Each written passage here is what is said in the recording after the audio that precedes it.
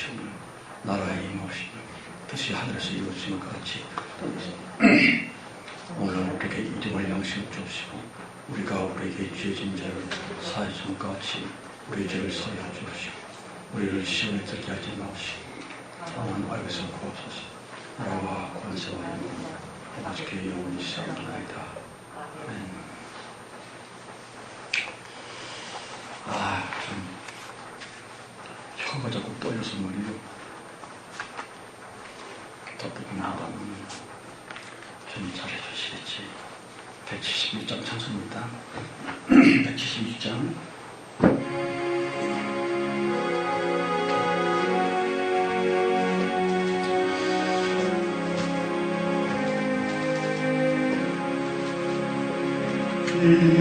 이들의 같이 오류가 은혜의 성령 오셔서 거친 나무를 만지사 위로와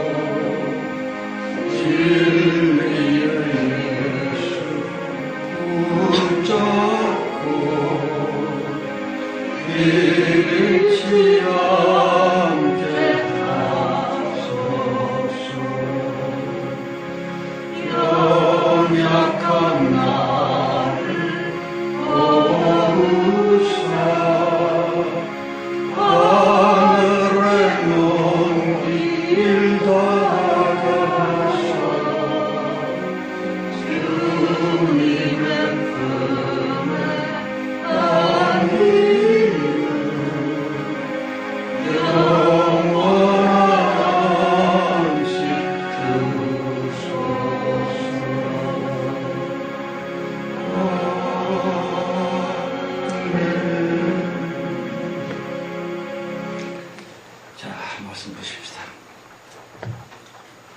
창세기 13장이죠. 창세기 13장 보십시다. 13장 1절에서 13절까지입니다.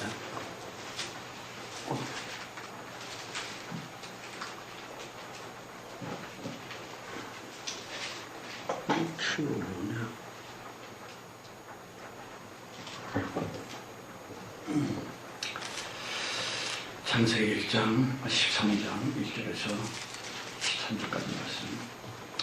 같이 읽으십시다. 아브라함이 애굽에서 나왔을 그와 그 아내와 무도서이며 롯 함께 하여 남방으로 올라가니 아브라함에게 육축과 은금이 풍부하였더라. 그가 남방에서부터 벌어내어 베델에 이르며 베델과 아이 사이 그가 처음으로 담을 쌓은 곳이라. 그가 거기서 여호와 이름을 불렀더라.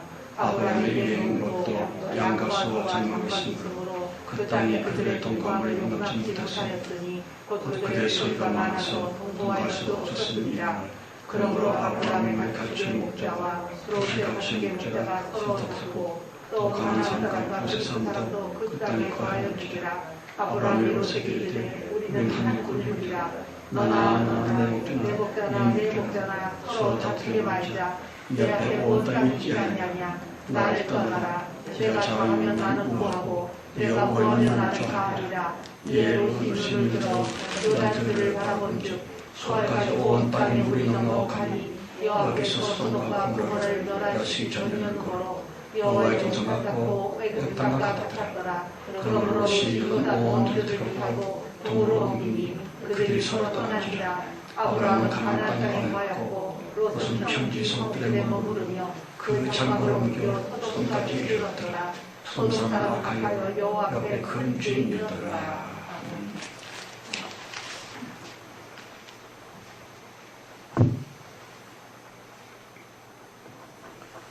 주 예수 그리스도 한국의 기독교 교회들은 곧 이제 크리스마스가 온다고 들뜨고 기뻐하며, 물론 우리도 기쁨으로써 큰 하늘 소망 가지고 주님께 감사는 합니다만, 기독교의 크리스마스라고 하는 성탄절 흥청망청하고 있으며 참으로 오히려 죄 속에 깊이 빠질까 보아 그런 마음으로 주님께 기도합니다. 주님이여, 아무리 기독교를 할지라도 회개할 수 있는 기회를 주셔서 주 예수 그리스도의 이름으로 주의 모든 교회로 다시 한번 성화되게 하옵소서. 이 예물을 주님께 드립니다. 이 만물들 불쌍히 모시고 지키 긍휼을 베풀어 주셔서 예수 그리스도의 군사들 되게 하옵시며, 죄 가지고 남은 생을 더 살아야 할 우리들 모두에게 힘난 방패가 되게 하시며 동지가 되게 하시고, 하나님 무서운 검대여 우리와 함께 사탄 마귀를 귀신들을 내쫓는데 이 일을 크게 담당할 수 있는 이 헌금들 곧 만물들 되게 하옵소서. 예배 끝 시간까지 성령께 맡겼고 예수 그리스도의 이름으로 간절히 기도드렸사옵나이다. 아멘.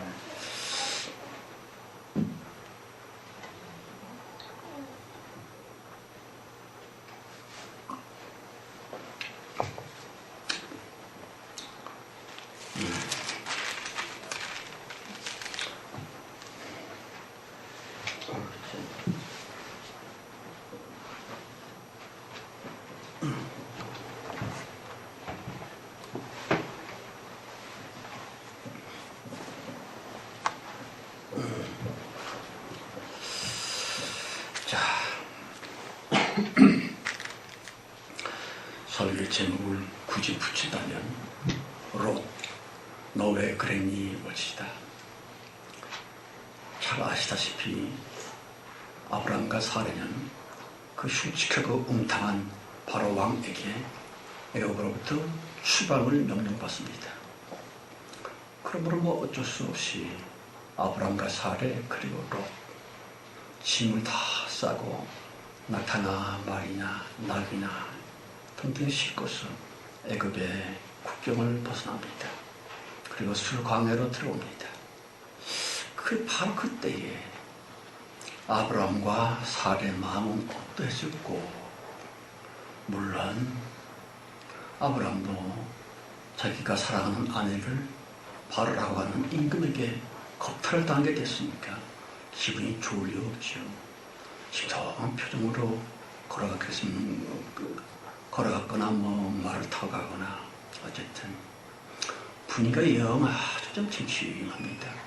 그렇지만 그 성폭행의 당사자인 당한 피해자 사례 마음 말입니다. 천천히 생각해봐서요. 많이 묵상해보고 그때 사라의 기분이 어땠을까? 아마도 어쩌면 사실로 마치 딴 사람들에게 똥바지를 뒤집어 쓰게 된 것처럼 또한 바로 왕의 손이 와 닿았던 자기의 몸속에는, 자기 몸에는 더러운 똥구더기가 스물스물 기어다니는 것처럼 아마도 그랬었으리라. 그럼 뭐 얼마나 굵기라고 얼마나 더럽겠습니까? 그렇지만 정작 사라의 마음에 큰 상처를 남겨줬던 것은요, 뭐라고? 내가 네 동생이라고? 자기는 오빠? 자신만 살려고 사례 자기 아내를 동생이라고 부르게 하고, 그러니 애국 병사들은요 아무런 가책도 없이 사례를 강제적으로 우악선제 끌고 바로 궁으로 들어갈 수 있었던 것입니다. 그러니 그 사례가 남편 아브라함에 대한 마음이 어떻겠습니까? 나쁜 것, 양치 같은 것, 자기만 살려고 이러다니. 그런 속에서 점점점 앞으로 북쪽으로 이제 옮겨가고 있었지요. 여러분, 그 마음의 상처라고 하는 것은 몸으로 전이된다는 것을 아십니까? 그 상처가 크면 클수록 우리 육체에 큰 병이 생기기도 하고, 좀 더 심하면 높은 빌딩에 올라와서 아래로 곤두박질 치고 자살하는 거죠. 그만큼 마음의 상처는 굉장히 위험합니다. 마음의 아픔을 갖고 있고 정신의 고통을 갖고 있는 사람, 어떻게 하면 좋을까요? 참 안타까운 사정이고, 말세가 될수록 점점 더 그런 사람들이 많이 생겨납니다. 사방에 정신의 병을 앓고 있고 마음의 상처 때문에 쩔쩔쩔쩔매는 사람들, 홍역배가 되고 아주 무시무시한 살인자가 되고 다 그런 경우죠. 어쨌든 아브라함과 사라는요 드디어 부엘세바라 한 곳에 도착을 하게 됩니다. 약속과 언약의 샘물이란 뜻이지요. 아마 그 이름을 부르면서 아브라함은 덜컥했을 거예요. 나는 약속을 못 지킨 못된 남편인데, 나는 나만 살자고 아내를 동생이라고 곧 아내 안전을 모르는 척 했었던 나 양치의 아브라함인데, 그 마음이 괴롭겠습니다만 그 큰 상처를 안고 있고, 그런 사례가 부엘세바에 도착했을 때 어땠을 것 같습니까? 아마도 털썩 주저앉았거나 덜푸덕 뒤로 자빠졌거나 더는 갈 수 없을 만큼 지치고, 노독 때문에 또 마음의 상처 때문에 몸의 여러 가지 병 때문에, 그래서 도리 없이 아브라함은 부엘세바라고 하는 그곳에서 정착을 하기로 결정합니다. 여봐 엘리에셀, 예, 너 나 대신 종들을 좀 잘 다독이고 유해줘. 그리고 나와 내 아내 사례를 위해서 깨끗하고 또 튼튼하게 멋있게 장막 하나만 지어줘, 하나만. 그럴 때 갑자기 사례가 얼굴을 팍 돌리면서 말합니다. 아니야, 2개 지어줘. 나 따로, 내 남편 따로 살 거야. 그럴 수밖에 없겠습니까? 아무리 지혜 없고 미천한 종의 추측이고 또 속 성경이 그러하리라 라고 생각하면서 하는 얘기이지만, 그 뻔한 거라고 생각합니다. 자기를 배신하여 자기를 동생이라 하고 궁궐에 들어가도록 사실 붙이고 말았었던 그 아브라함 자기 남편, 그걸 남편으로 보겠습니까? 그래서 냉랭하게 각자 각방 쓰게 됐을 것이에요. 좀 그런 치통한 분위기죠. 어떠면 좋고.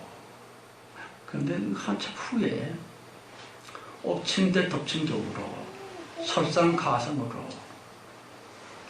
아브라함 자기의 막내 동생 하란의 아들 조카 롯이 자기를 찾습니다. 큰아버지, 이렇게 계속 북치고 있으면 어떻게 해요? 우리 좀 새로운 사업을 좀 제대로 갖추고 업을 옥치고업을 하십시다. 그래서 아마 또 점점 더 많은 동물들을 더 구입을 하고 그런지 모르겠습니다만은, 어쨌든 아브라함의 짐승들, 그리고 롯의 양, 염소, 소 등등등 지경은 좁은데 짐승의 숫자가 너무 많은 거예요. 그러니 뭐 도리 없이 생기는 것은 싸움밖에 더 있겠습니까? 여기는 우리 땅이야. 아니야, 내가 먼저 왔으니까 내 땅이야. 내 양을 먹일 거야. 그냥 뭐 우락부락한 그 목자들이 서로 주먹다짐하고 난리를 부린 거예요. 그 소란스러운 통에 아브라함이 나가봅니다. 그들 그래 이러저러 해서 저러이러 해서 이렇습니다. 아마 깊은 고민에 빠졌을 겁니다. 한참이나 생각해서 되지요.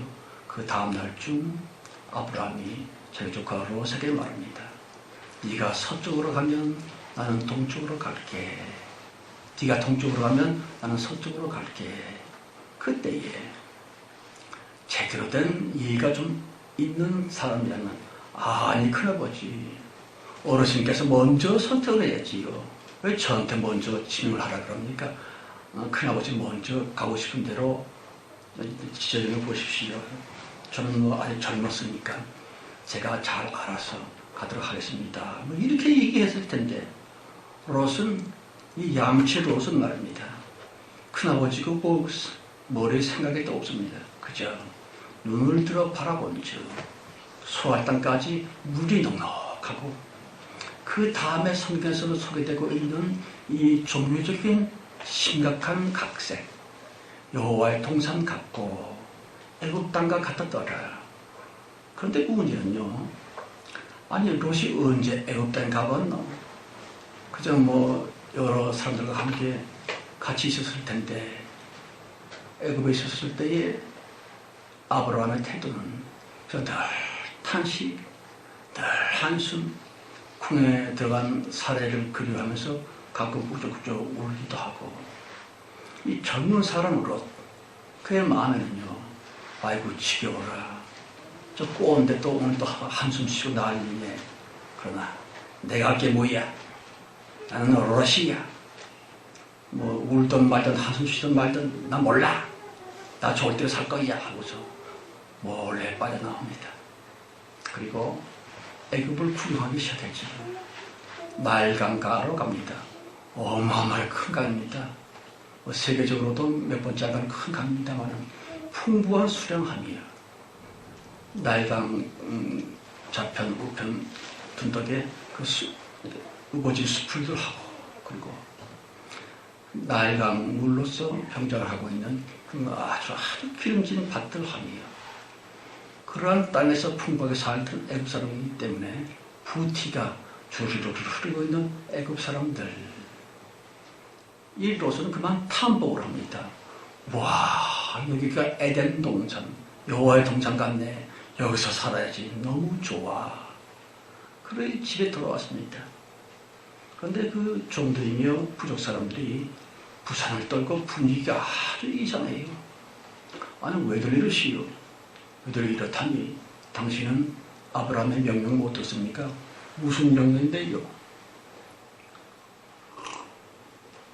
바로 임금에게 추강 명령을 받았답니다.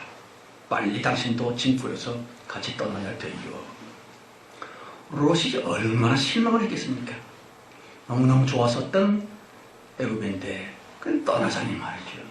시무룩하니 아브라함 뒤를 떠났다고 하겠지요. 예, 그때 바로 애굽을 본 겁니다. 그때 처음이자 마지막으로 애굽을 봤는데 그 애굽 땅이 여호와의 동산 같았었더라.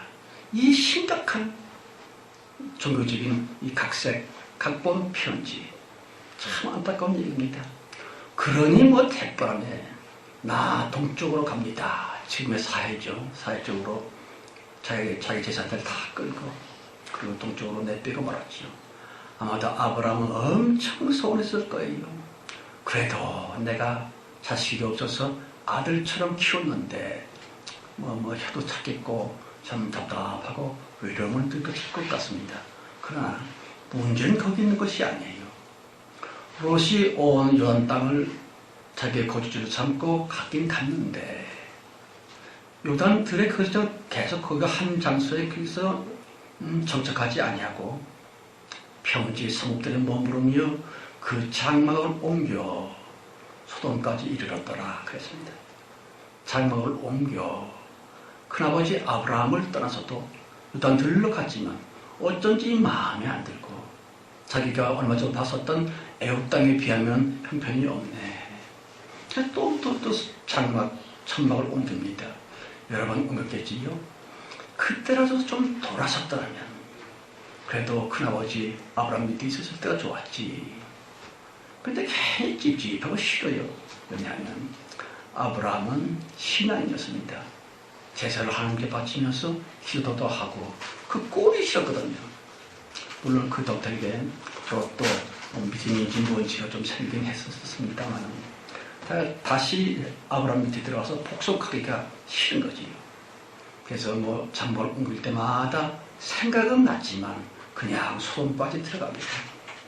거기는 아닌데, 거기는 정말 악마의 아가리 속인데 큰 위험과 무시무시한 재앙이 너를 기다리고 있을 텐데, 그런데 손까지 그냥 후리패스로 들어갑니다.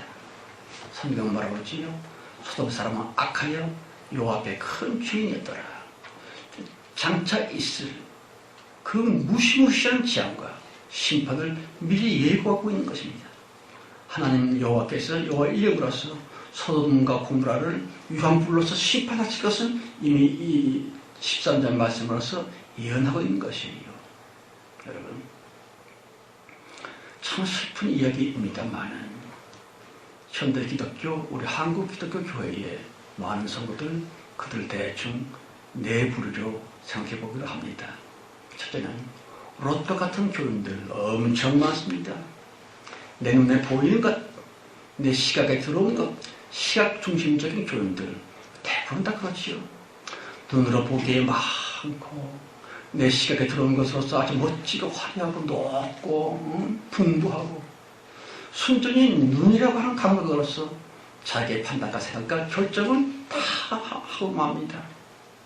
자기 눈에 안 들면, 자기 마음에 맞닿지 아니하면 네가 제가 서울에서 목회할 때에 우리 교회에 그 부산 출신의 최모 씨라고 하는 자매님이 한 번 들어왔습니다. 그 자매님이 수영선수여서 그런지 키도 혼칠하게 한 170cm 넘을 것 같아요. 그 허벅다리가 내 허리 둘레만큼은 아주 튼튼한 사람인데, 근데 이 여자분이 우리 교회에 전도를 받고 오자마자 그 다음날부터 새벽 기도를 빠짐없이 해요. 철야기도까지 큰 무슨 전기 랜턴을 들고서 그렇게 열심히 일을 하더라고요. 예배 참석을 해요. 그 당시에 예배라고 하면 우리 한 주간에 한 번밖에 안 합니다만 그때는 12번이나 했습니다. 새벽기도 다 하고 철야기도, 산일기도, 주일날은 또 2번씩 하고 한 번도 빠지지 않고 그렇게 열심히 예배에 오더라고요. 몇 달 참 굉장한 참 대단한 교인이 한 명 들어왔구나 좋아했는데 몇 달 지나고 나니까 눈에 없어요. 안 들어와요. 지금 보이질 않습니다. 그래서 그 여자분은 잘 알고 있는 그분은 이제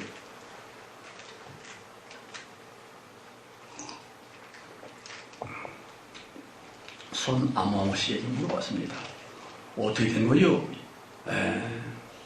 지금 젓가락 열심히 다녀요. 젓가락에서 불공 들고 있어요. 왜 그랬을까요? 사정을 알아봤더니만 가락동 시장에서 고추 도매상을 하고 있었는데 그 도매상 장사가 잘 안 되는 거예요. 돈이 잘 안 벌려요. 예수 믿으면 복권 다 하니까 그 말에 그만 귀가 솔깃해서는 돈 잘 벌 수 있는 비결이 교회에 있다고 하니까 가보자 하고 왔어요.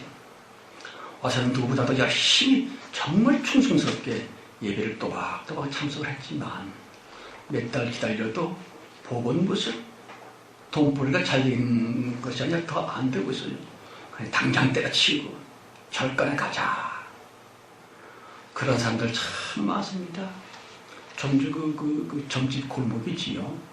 이상한 깃발도 꼽아놓고 했었을 때다만 거기에 그 점집이 좀 잘 되고 있는 점집이 하나 있었다고 합니다.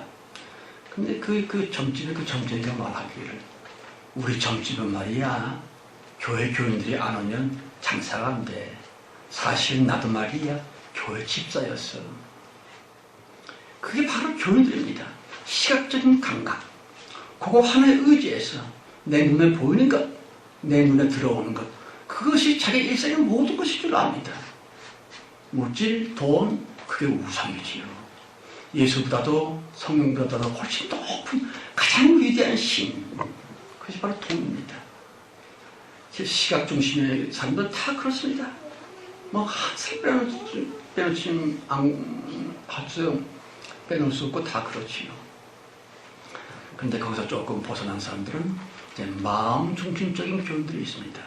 마음 그거 중요하지. 성경에서도 무릇 지킬 만한 것이 있으면 네 마음 지켜라. 생명의 근원이 이에서 난다. 마음을 잘 지켜야지. 마음을 깨끗이 청결하게 마음을 주님 앞에 신부처럼 정말 정숙하게 잘 지켜야지. 그런 얘기가 아닙니다. 영혼에 도착하기 전에 우리 마음 혼이라고 있는 것이 있죠. 혼백이라고도 하고 그 혼적인 사람들, 마음에만 집착하고 있는 사람들, 저들이 말합니다. 우리는 말입니다. 돈이 축복인지 그거 원하는 사람 아닙니다. 그저 성도답게 멋있게 우아하게 엘레강스하게. 어떤 그 교회의 장모님인데 예배에 참석을 하십니다. 근데 마침 좀 고령이고 또 이제 다리가 불편해서 휠체어를 타고 이제 예배당 복도를 지나서 자기 자리에 앉으려고 가셨죠. 그랬더니만 목사님부터 단에서 일어서고 교인들도 몽땅 다 일어서고 다들 일어서서 박수를 치는 거예요. 알고 봤더니만 예배당 재건축하면 그 많은 건축비를 그 장로님이 다 해버렸어요. 꽤 큰 기업의 사장이고 회장이신데 그러니 고맙지요. 교인들 자기 돈 한 푼 안 들이고 예배당 멋지게 재건축을 했으니까 고맙지요. 네, 감사는 합니다. 그렇지만 그 감사 그 박수를 다 받아먹고 있는 그 장로, 천당 갔을까 지옥 갔을까. 그 중간에 아주 험악한 바깥 오둠이라고 하는 초소였습니다. 거기에 떨어지고 말았을 것입니다. 왜냐하면 모든 인간들, 모든 마음속에는 악하고 흉측한 독사뱀 생활가 누구한테나 다 들어있습니다. 첫째는 이기심, 둘째는 자기의, 셋째는 음욕. 이 세 가지 독사뱀들이, 귀신들이 모든 사람 속에 다 들어있습니다. 한 사람 빼놓지 않고 태어나기 전부터 그 귀신들이 나 이건 내 거야, 내가 들어갈 거야 하면서 기다리고 있다가 애가 탯줄을 끊고 엄마 몸에서 나오자마자 싹 들어가죠. 너무 일찍 오랫동안 혹은 수십 년 동안 자기 혼 속에 가장 밑바닥에 독사뱀처럼 또아를 틀고 있는 그 악마들이요 정욕들이기 때문에 자기 속에 그게 있는 걸 모릅니다. 어떤 분 귀신 쫓아가니까 내가 이래봬도 30년 교회를 다니는 교회 장로야. 그럼 나한테 무슨 귀신이 어디 있어? 그 며칠 만에 죽었습니다. 그 귀신이 그 악마들은 그 독사뱀들은 목사라고 가리진 않습니다. 누구도 심지어는 예수 그리스도 앞에도 나타나서 예수님을 3번씩이나 시험했지요. 귀신들이 사탄 마귀 눈에는 배는 게 없습니다. 약간만 틈이 벌어지면 하나님과 사람 사이에 조금만 더 이간질되는 틈이 생기면 제식가닥 떨어지요. 이걸 몰랐던 것이에요. 그냥 사람들 많은 교인들 중에서는 저 사람이 예수를 믿나? 왜 저렇게 남한테 칭찬받는 걸 좋아하지? 저 사람이 정말로 주님의 성도일까? 왜 저렇게 존경받는 걸 좋아할까? 그런 얘기입니다만 대부분의 교인들이 다 그렇습니다. 100% 교인 중에서 1, 2%나 겨우 이제 셋째 가문으로 들어가죠. 그런데 그 셋째 가문 그 현관문 앞에는 가짜 겸손, 가짜 사랑. 어쨌든 주님께서 높여줬으니까 그 문을 열고 들어갔는데 그 단계에 이르는 교인들은 아주 많은 혹독한 훈련, 가짜와 진짜를 식별할 수 있을 때까지, 무엇이 가짜 겸손이고 무엇이 진짜 겸손인가를 분별할 때까지 엄청난 연단을 받습니다. 아픔과 가난과 멸시 천대를 받고서 외로움 등등으로 해서 자기 속을 들여다볼 수 있는 분별력, 영역이 생길 때까지 그냥 들들들들 볶습니다. 그래서 그 사람들 중에 개 중에서는 하나님 없어. 하나님이 사랑이시라며 다 뻥이야. 주님이 만약 나를 사랑하신다면 왜 나는 이 꼴이야. 이렇게 힘들고 이렇게 외롭고 사업도 망하고 그 불편한 사람을 죽여서 지옥에 안 떨어지게 막아주신 것만도 굉장하지요.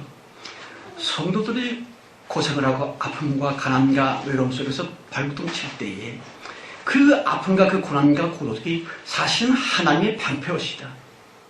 주님이 어려움으로 성도를 지켜주고 있는 것이지요. 귀신들이 호신탐탐 성도의 영혼을 도둑질하려고 노리고 있지요.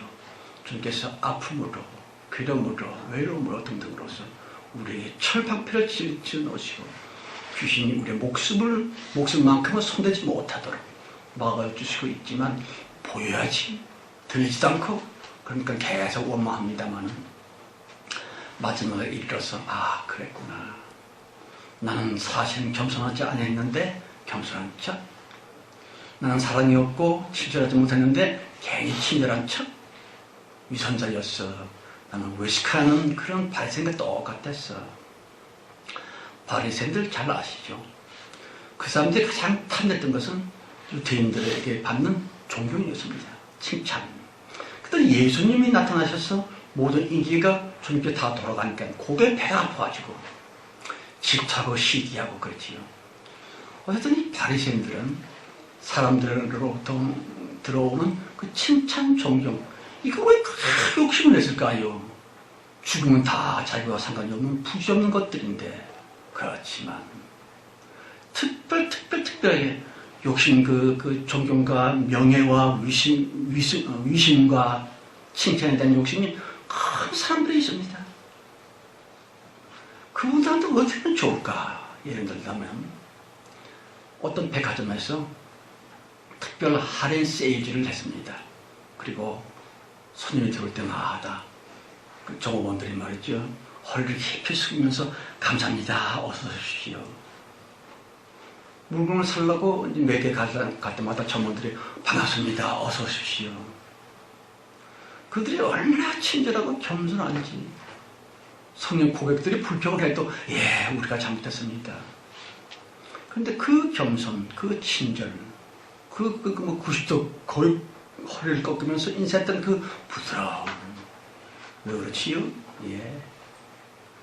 저들이 손님에게 보고 있는 그 겸손 자체가 목적이 아닙니다.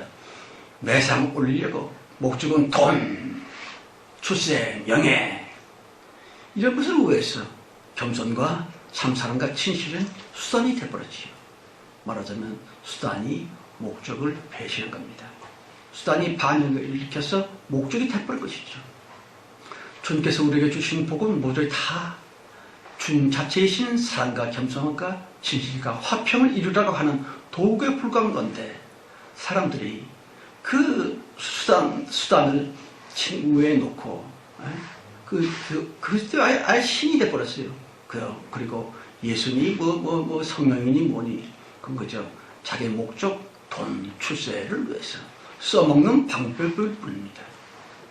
그런데 많은 연단과 고생과 아픔을 겪으면서 아 그랬었구나. 나는 예수의 이름을 이용했었던 가론 유다였었구나. 내가 바로 바리새인이었어. 예수님을 팔아먹었었던 그 슉한 인간들과 내가 뭐가 달랐던가를 깨닫게 됩니다. 그래서 처음으로 남들을 비난하고 흉보했었던 입을 다 다물기 시작하면서 이제는 욕은 내가 먹고 칭찬은 그대가 받으시오라고. 이제 완전히 거꾸로 됐죠. 자기를 존경하던 사람들에게 그러지 마시오. 당신 나를 칭찬하고 존경할지 모르지만 그것은 내 겉만 보고 하는 것이지만 내 속에는 아주 흉측한 욕심과 탐욕과 더러운 것이 가득하다오. 당신이 내 속을 조금이라도 봤다면 아마도 키우라고 도망쳤을걸요 라고. 이 셋째 가문에 들어선 사람들은 비로소 성도가 됩니다. 다시 말하면 거짓과 가짜와 진짜를 분별할 수 있는 진짜 배기와 위선을 가늠할 수 있는 분별력, 식별법이 생겼다 하는 것이에요. 그들 눈에, 그들 귀에 들고 보는 것도 분별해서 듣지요. 아, 저 사람이 무슨 꿈을 꾸구나. 존경, 명예, 칭찬, 그거 되게 좋아하는가 보다. 혹은 저는 무슨 욕심으로 이런 말 하는가 보다. 자기를 분별했을 때에 남들도 분별할 수 있습니다. 그러나 이거 꼭 담습니다. 어째서? 예수 명령 가라사대 듣기는 빨리 듣고 말하기는 더디하라. 말을 조심하시는 겁니다. 성도들은 정말로 말을 조심하고 하나님을 두려워하고 그때 비로소 교인이 성도로서 성화되지요. 그리고 이제 마지막 넷째 관문이 옵니다. 그 넷째 문 거기에는 진짜 축복이라고 써 있습니다. 진짜 축복? 축복은 축복이지 가짜 축복도 있나? 그럼요. 이 가짜 축복 때문에 성도들이 종종 그리스도를 떠납니다. 교회를 박차고 나가고요. 왜? 그것이 참 하나님으로부터 내려온 진짜 축복이 아닌데 자신 꿈속에서 영감을 받았다나 음성으로 계시를 들었다고 하면서 말이죠. 진짜 축복이 아닌 것을 진짜랍시고 간증을 합니다. 이 교회 저 교회 다니면서 간증 집회를 열어요. 난 이렇게 해서 이 큰 복을 받았습니다. 그 복이라는 것의 궁극적 포인트는 차라리 천불이 될 텐데 얼마 몇 년 안 남았을 텐데 그러나 보통 교인들은 뭐합니다. 자기 손에 뭐가 잡히면 아 축복이다. 손에 무엇이 잡힌 것이 없으면 무조건 하나님의 역사임에도 불구하고 저주야라고. 분별력이 없어요. 참 하나님과 가짜 하나님. 이것을 가름하지 못한다고 하는 것입니다. 그런데 여기서 연단 끝에 분별력, 식별력 안 성들이 이제 하나님의 마지막 이름인 파라클레토스, 위로자가 되었고 또 작은 예수가 되었으며 그리스도 예수님의 순수한 제자가 됐는데 마지막 단계 천성 문을 열고 들어가려고 하는데 진짜 축복이죠. 진짜 축복으로 나가려고 하는데 자기 앞에 가로막고 있습니다. 안 돼. 이 문은 너에게 열리질 않아. 왜요? 곰곰이 생각해봐. 성도들에게 있어서는 하나님은 뭐 이래라 저래라 뭐 꿈으로 계시오 이렇게 하지 않습니다. 성도들에게 특별히 인간에게 주신 그 생각할 수 있고 판단할 수 있는 능력은 인간만 있습니다. 그래서 믿음이 성장하고 성화되고 영화된 성도들은 뭐 하나님께 어떻게 할까요? 라고 뭐 그 떼쓰고 땡깡 부리면서 기도하지 마시고 인간만의 특권, 생각할 수 있고 판단할 수 있는 그 능력을 열심히 활용해야 됩니다. 성경을 보고 묵상하고 말씀을 들으며 다시 한번 생각을 하고 왜 안 됐을까 할 때 팍 떠오르는 것이 있습니다. 아 그랬구나. 마태복음에서 그렇죠. 너희 두세 사람이 땅에서 무엇이든지 구하면 내가 들어주리자. 두세 사람이에요. 한 사람이 아닙니다. 지가 좀 불나게 믿음 좋다고 하면서 뭐 금식을 하고 기도원에 들어서 40일 금식을 하고 혼자 애써봤자 독불장군이 없습니다. 두세 사람 무엇이지요? 합심해라. 특별히 누구하고? 원수들하고. 원수들 그들을 우리가 용서해 줘야만 되는 하나님께서 뜻하시니 바로 원수를 친구 삼아 그와 함께 기도하라. 네가 간절히 원하는 그것을 놓고 기도하라. 그럼요. 합심이라고 하는 참 사랑의 알파와 오메가 되는 그것을 우리가 익혀야 됩니다.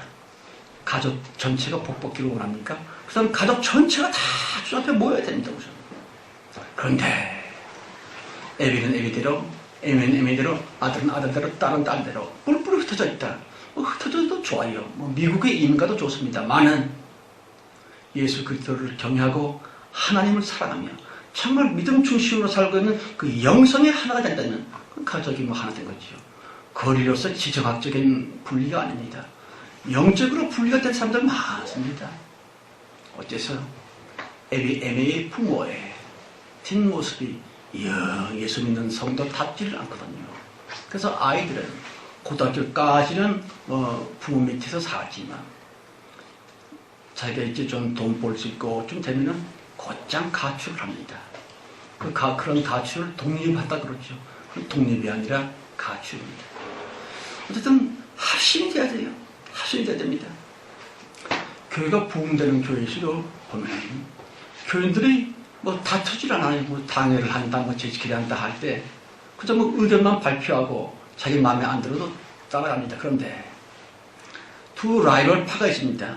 한 파는 K 아모파, 한 파는 뭐 P 아모파. 이제 후보가 두 사람이 이제 추천돼서 나왔습니다. 가령 뭐 여성계 회장을 뽑는데, 그런데 자기가 원치 않는 자기는 라이벌처럼 여기는 다른 파의 회장이 딱 되면 어떻게 되느냐? 순종 복종 안 합니다. 그래? 너희들이 나를 떨고서 잘해봐. 난 내 맘이야. 너희들 잘 놀아봐. 그걸 떠납니다. 아무 말도 안 하고 신경 인상 쓰는 것도 없이 싹 떠나가지만 그 마음속에는 불순종과 불만이 꽉 차있죠. 합심이 안 돼요. 가족도 마찬가지입니다. 따로따로 말하게 되면 내가 옳다고 네가 옳다고. 여러분, 참된 성도로서 가족이 하나 됐을 때에 진짜 축복이 주어지는데 그 첫 비결은 이상하게 가족이 오면 부부가 함께 앉으면 기쁨이 있고 그리스도 예수의 평강이 저들 가운데 함께 있게 된다는 것이에요. 우리들 막 기뻐라 기뻐하고 감사하면 복이 온다. 아닙니다. 불신자들도 얼마든지 기뻐할 수 있고 감사할 수 있습니다. 그러나 성도들 많은 연단 속에 눈물과 애통으로 겪고 경험했었던 성도들만이 하나님께 주신 진짜 축복이 있는데, 진짜 축복의 첫 단계가 바로 예수 그리스도께서 주시는 기쁨과 평강입니다. 부부가 같이 앉아있으면 괜히 기쁩니다. 또 나의 지인들과 함께 대화를 나누면 괜히 마음이 평안해집니다. 그런 기쁨, 그런 평강, 합심된 그 속에서 그 그릇 위에 주님이 부어주시죠. 그렇습니다. 그 다음에 이제 마지막 고비가 있는데, 그러고 보니까 6번째 되네요. 마지막 고비가 있는데 큰 부담과 큰 책임과 감당하여만 꼭 되는 의무사과 같은 그런 것이 주님으로부터 우리에게 주어집니다. 뭐지요? 그걸 가르쳐서 사명이라고 합니다. 주님께서 우리에게 이르시기를 너에게 겨자씨 많은 믿음이 있다 할지라도 내가 한 일을 너희도 할 수 있다. 또 내가 한 일보다 더 큰 일을 너희도 할 수가 있어. 할 수 있어라고 하는 짐작이 아닙니다. 좀 해줘. 내가 한 이 일보다 더 큰 일을 너희가 반드시 해면 돼. 그래야만 사탄을 잡아서 지옥의 영혼에 쳐넣을 수 있다고. 그렇습니다. 주님 공생 때 하신 일보다 더 큰 일. 그것도 역시 시각적인 판단이 아니고 물리적인 이야기가 아닙니다. 보다 넓은 사랑. 정말 세계 도처에 있는 모든 하나님의 백성들을 주님께 끌어올 수 있는 그 큰 일, 넓은 일, 그 사명을 우리에게 주시면 되는데, 그때 성도들 정말 합심하여 주 예수께 기도해야 됩니다. 축복 성회란 누가 축복을 받죠? 하나님이 축복을 받는 것입니다. 서로 용서라. 마지막 용서하실 분은 바로 하나님 자신입니다. 시험에 들고 낙심하고 좌절하고 교회를 떠나고 이런 사람들은 대체로 그럼요. 하나님을 미워하고 있는 것입니다. 하나님께 원망하고 있고요. 근데 소리 안티하고 하기도 하고 교회 바깥에 있는 사람들입니다. 이들을 품에 안아줘야 됩니다. 사실은 100년 전, 200년 전만 해도 유럽과 미국의 거의 모든 백인들은 다 크리스천이었습니다. 그러나 지금 어떻지요? 대부분 90몇 몇 %인가는 교회를 안 다닙니다. 예수 말은 들어봤지만 그 예수가 뭔지도 모릅니다. 왜? 교회의 직분자들이 덕을 세우지 못했거든요. 목사들이 당회를 한다고 하면서 총회를 한다고 하면서 서로 싸우고, 재직회에서 회계 감사한다고 하면서 서로 다투고, 네가 옳으니 내가 옳으니 지는 법이 없어요. 왜 그렇지요? 자존심이 상하니까, 쫀심이 망가지니까 자기 위신 세운이라고 틀겁보니 알면서도 내가 맞아. 아까 말한 그 자기 의라고 하는 거, 자기 의가 뭐지요? 남의 말을 절대로 수용 안 합니다. 왜? 나는 항상 옳아야 돼. 나는 늘 맞아야 돼. 내가 맞거든. 나만 옳거든 하면서 남의 말을 듣지 않습니다. 심지어는 목사의 말도 안 듣습니다. 자기 귀에 쏙 들어오는 것만 할렐루야 아멘 하지만 자기 마음에 좀 타격을 받으면 목사가 나를 까네. 누구 뭘 겁니까? 그러나 자기 의에 빠지는 사람, 그걸 가리켜서 뭐라 그러죠? 교만한 사람이라 그럽니다. 사탄이 바로 교만의 대명사입니다. 여러분, 어쨌든 합심하여 마지막으로 성도들이 받아야 되는 것은 큰 일입니다. 큰 일이 뭐지요? 가난뱅이가 재벌되는 겁니다. 아무것도 아닌 것이 국회의원, 장관, 총리, 대통령까지 조앤 롤링에서 본 것입니다만 별것도 아닌 그 무식한 여자가 소설을 쓰게 됐는데 베스트셀러 잊어버렸다. 뭐지? 해리포터스 그 책 써갖고 말했죠. 어마어마한 부자가 됐지요. 그런데 주님이 주신 진짜 축복은 물질로서 따질 것이 아닙니다. 그래서 그대로 다 사명입니다. 이것 가지고 이거 내 거야. 내가 기도 많이 해서 주님이 나에게 주셨어. 라고 그거 자기가 내가 라고 들어가면 주님께서 또 내려치십니다. 끔찍하게 내려치시죠. 어쨌든 내가 모든 가진 것 어떻게 해서 자기는 모두 축복이고 지위고 명예고 모든 것들 다 귀가 꽉 막혀있고 마음의 문이 꽉 닫혀있는 깜빡하고 완고한 그 사람에게 특별히 백인들 야베스 후손들에게 예수 그리스도 그가 유신이시며 그가 너희들을 구원해 주셨다라고 하는 천국 복음의 기초라도 전해드리고 그래서 그 사람들이 그래 당신 보니까 그 말이 맞을 것 같아. 예수님께서도 복음을 완성하시기 위해서 많은 기적을 하셨습니다. 심지어는 제자들을 파송해서 기적을 향해 했습니다. 왜 그렇죠? 기적이 아니면 사람들의 마음이 열리지를 않습니다. 그런데 마지막 말세는 큰 기적이 아니면 백인들, 깜빡한 인간들, 교만한 사람들 절대로 마음을 열지를 못합니다. 귀에 아예 복음이 들리지를 않아요. 그러므로 전무후무한 대권능을 대축복을 성도들에게 맡기면서 이것은 내가 너희를 통해서 네가 나의 손이 되고 너희들이 나의 발이 되어서 내가 원하는 그곳에 가서 베풀라 나누라. 그것이 진짜 축복입니다. 그 진짜 축복을 받은 성도들은 대체로 자기 자랑 안 합니다. 간증 그거 해서 뭐합니까? 그래서 나는 오직 나는 예수뿐입니다. 나는 자랑할 것이 아무것도 없는데 십자가 달리는 예수뿐이라 라고 사도 바울이 그랬지요. 진짜 축복받은 성도입니다. 그때 주님께서 이제 말씀으로 강림을 하십니다. 우선 먼저 주님께서 그대로 사랑하신 종들에게 말씀의 권능을 주십니다. 그래서 저들 한마디 뱉어내면 많은 사람들이 그 앞에서 꼬꾸라치고 그래서 드디어 이 지구 위에 지상낙원이라고 할지 천당이라고 할지 그래서 지구 위에 펼쳐져 있다는 것입니다. 그것도 모르고 자꾸 예수 믿으면 믿는 순간 구원받고 구원받는 순간 죽으면 천당 간다. 가긴 뭘 가요? 인간적인 그런 말들 그거 다 사실은 사탄의 속임수입니다. 주님께서 분명히 성경에 그랬잖아요. 하나님의 나라가 여기 있다 저기 있다 하지 말고 너희 안에 있느니라. 우리 중에 있고 또 우리 속에 있습니다. 하나님 나라가 우리 속에 계십니다. 성령이시지요. 근데 뭐 하늘나라 가긴 갈 거 없어요. 가는 것이 천국이 아닙니다. 천국은 이루어져 갑니다.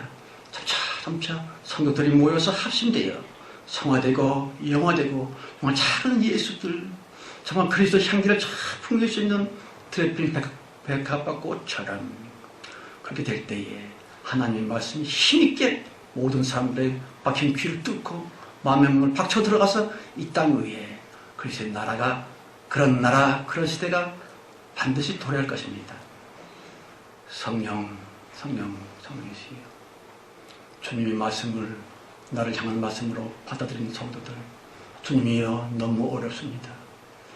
들어보니 맞긴 맞는 것 같은데 이 시련, 이 고난, 이 고독, 이 병 너무 힘들어서 쩔쩔매고 있나이다. 제발 좀 이제 시험을 연단을 끝내주실 수는 없습니까? 우리가 가야 할 길 어디까지 왔습니까? 앞으로 얼마나 더 가야 하는 것입니까? 남은 여생이 있다면 끝까지 예수 그리스도의 이름을 배신치 아니하고 배반치 아니하고 끝까지 잘 충성하며 끝끝내 주 예수 그리스도의 이름을 부를 수 있는 참 성도의 반열에 진짜 축복에 참여할 수 있는 우리 모두 다 되게 하여 주옵소서. 우리 주 예수 그리스도의 이름으로 간절히 축원하며 기도드렸습니다. 아멘. 자, 시간이 좀 많이 됐네요. 330장 찬송입니다. 330장 찬송.